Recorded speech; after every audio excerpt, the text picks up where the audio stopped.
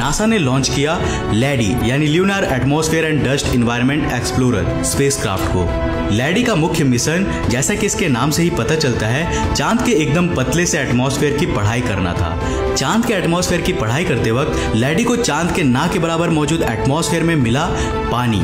जी हाँ, लेकिन आखिर ये पानी कहां से आ रहा था? 22 अक्टूबर 2008 इंडिया के सतीश धवन स्पेस सेंटर से लॉन्च किया गया चंद्रयान 1 स्पेसक्राफ्ट को, जो कि इसरो का पहला ल्यूनार प्रोब था। चूंकि इस स्पेसक्राफ्ट के जरिए इंडिया पहली बार चांद की ओर जाने वाला था, इसलिए हमारे पास इस मिशन को करने के लिए ज्यादा एक्सपीरियंस नहीं थी।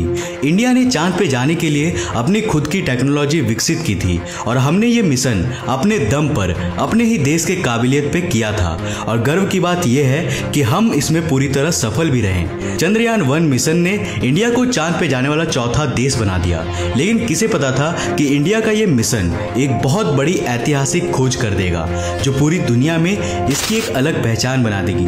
वैसे तो चंद्रयान 1 का मुख्य मिशन था चांद के ऑर्बिट में इंडिया की खुद की बनाई हुई स्पेसक्राफ्ट को भेजना और जितना हो सके चांद के बारे में साइंटिफिक नॉलेज को कलेक्ट करना। इस स्पेसक्राफ्ट में एक सब सैटेलाइट भी लगाया गया था, जिसे चांद के सरफेस से टकराकर ये जानना था कि हम भविष्य में कैसे चांद के सतह पर सॉफ्ट लैंडिंग कर सकते हैं। लेकिन किसे पता था कि चंद्रयान 1 द्वारा किया गया यह टक्कर चांद के गहरे रहस्य से पर्दा उठा देगा और इससे ही भविष्य में हम चांद के बारे में कुछ अजीबोगरीब बात जानने को मिलेगी। वो ये कि चांद पे भी पानी की बारिश होती है।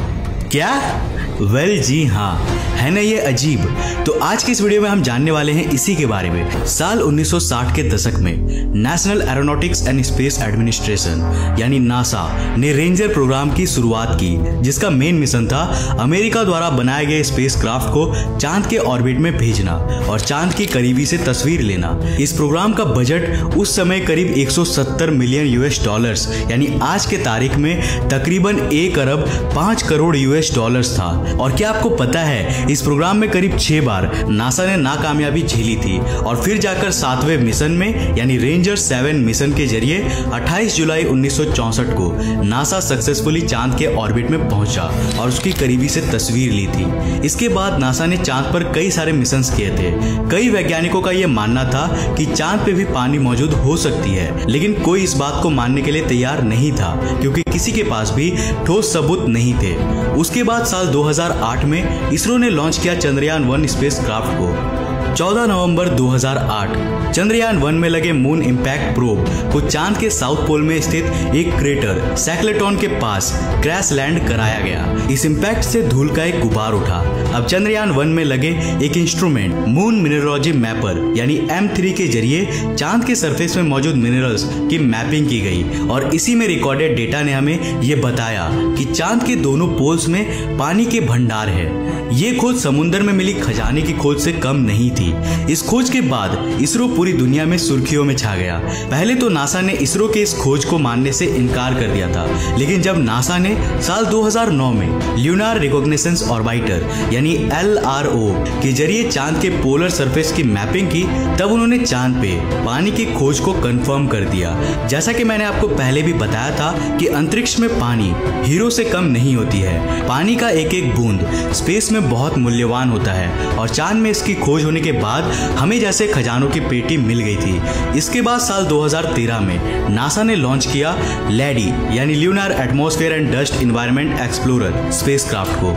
लैडी का मुख्य मिशन, जैसा कि इसके नाम से ही पता चलता है, चांद के एकदम पतले से एटमॉस्फेयर की पढ़ाई करना था। चांद के एटमॉस्फेयर की पढ़ाई करते वक्त लैडी को चांद के ना के बराबर मौजूद एटमॉस्फेयर में मिला पानी।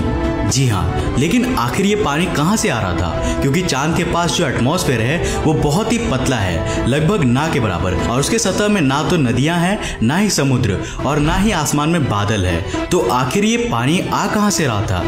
वेल, यहाँ से शुरू होती है एक इंटरेस्टिंग सी प्रक्रिया जिसके कारण हमें चांद की सतह के ऊपर भी पानी मिला। आइए जानते हैं इसके बारे में।